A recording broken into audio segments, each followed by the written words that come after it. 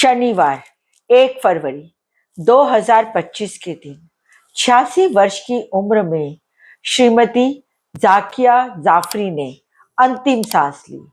वह कांग्रेस के पूर्व सांसद एहसान जाफरी जी की विधवा पत्नी थी। मरहूम एहसान जाफरी की हत्या हिंदू कट्टरवादियों ने 2002 के दंगों में उन्हें गुलबर्ग सोसाइटी में उन्हीं के घर जिंदा जलाकर कर दी थी। आज इन्हीं की पत्नी स्वर्गीय जाकिया जाफरी के बारे में इस वीडियो में चर्चा करेंगे। मैं रत्ना वोरा अहमदाबाद गुजरात से मेरे YouTube चैनल रत्ना वोरा बेबाक में आप सभी का बहुत बहुत स्वागत है। साथियों, कांग्रेस के वरिष्ठ नेता व मीडिया कमेटी और पब्लिक सिटी डिपार्टमेंट के ऑल इंडिया कांग्रेस कमेटी के अध्यक्ष श्री पवन खेड़ा ने सोशल मीडिया प्लेटफॉर्म पर लिखा है, जाकिया जाफरी की आज मौत हो गई। उन्होंने अपनी आंखों के सामने इंसाफ की उम्मीद की मौत होते देखी है। आने वाली नस्लें जाकिया जाफरी के आंसुओं, सिसकियां की इंसाफ की जंग और उनकी हार में एक भारत का इतिहास सुनेंगे। इसी के साथ गुजरात के कांग्रेस के दरियापुर अहमदाबाद के पूर्व विधायक श्री ग्यासुद्दीन शेख ने स्वर्गीय जाकिया जाफरी के निधन पर श्रद्धांजलि देते हुए क्या कहा, चलो सुनते हैं। अपने शौहर और तमाम गुजरात के जो मजलूम थे, जो 2002 के, उनके लिए लोअर कोर्ट से लेकर के सुप्रीम कोर्ट तक की अपनी लड़ाई लड़ने का उन्होंने काम किया। इतना हौसला, इतनी हिम्मत कि ऐसा दौर और ऐसा माहौल था कि 2002 के दंगों के बाद कि बड़ी बड़ी मूंछों पे ताव देने वाले लोग जब छुप गए थे, ऐसे वक्त में एक लोखंडी महिला के तरीके से बाहर आकर के मजबूती के साथ खुद के शौहर भी और गुजरात के जितने भी दंगा पीड़ित थे तमाम को इंसाफ दिलाने के लिए आखिरी सांस तक उन्होंने कोशिश और जद्दोजहद की है।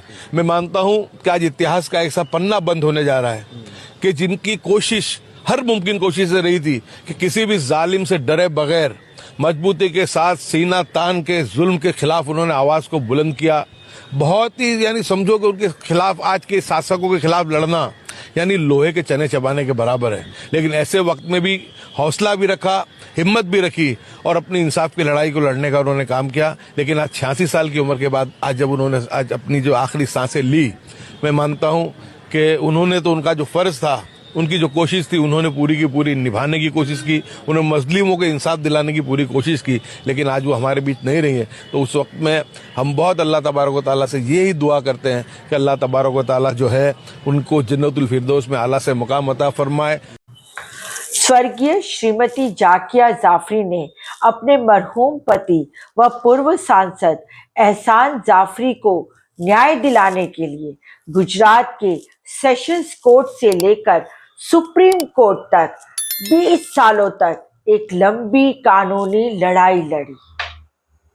श्रीमती जाफरी तब सुर्खियों में आई जब उन्होंने 2002 के दंगों में गुजरात राज्य के उच्च अधिकारियों पर दंगों में साजिश को लेकर आरोप लगाए और साथ ही उन्होंने शीर्ष राजनीतिक नेताओं को भी इन दंगों के लिए जिम्मेदार ठहराया और खासकर उस समय के मुख्यमंत्री और आज के प्रधानमंत्री नरेंद्र मोदी को भी उन्होंने 2002 के दंगे करवाने व दंगे भड़काने के लिए जिम्मेदार बताया।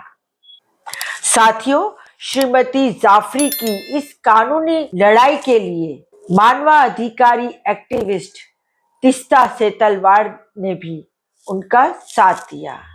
स्वर्गीय जाकिया जाफरी 2002 के दंगों के पीड़ितों की आवाज बन चुकी थी और जब शनिवार को उनकी मौत की खबर आई तो न केवल दंगे पीड़ित बल्कि वह सभी लोग आहत और दुखी हुए हैं जिन्होंने उस समय से लेकर आज तक अपने अपने स्तर पर मानवता को जिंदा रखा हुआ है और साथ ही उस समय के जो दंगा पीड़ित मुसलमान थे उनके लिए एक आशा की किरण बनकर उनका साथ दिया, उनके लिए काम किया, उनके साथ खड़े रहे। आज जुल्म और अन्याय के सामने न झुकने वाली, न डरने वाली और न ही समाधान करने वाली स्वर्गीय जाकिया जाफरी के निधन पर उन्हें मैं अपनी तरफ से व अपनी पार्टी कांग्रेस की तरफ से श्रद्धा सुमन अर्पित करते हुए मेरा ये वीडियो यहीं समाप्त करती हूँ। फिर मिलेंगे एक नए विचार के साथ, एक नई बात के साथ। यदि आपको मेरा ये वीडियो पसंद आया हो तो आप मेरे YouTube चैनल रत्ना वोरा बेबाक को सब्सक्राइब कीजिए, ज्यादा से ज्यादा शेयर कीजिए और ज्यादा से ज्यादा लाइक कीजिए। साथ ही आप मुझे इंस्टा, फेसबुक और एक्स पर भी फॉलो कर सकते हैं। नमस्कार।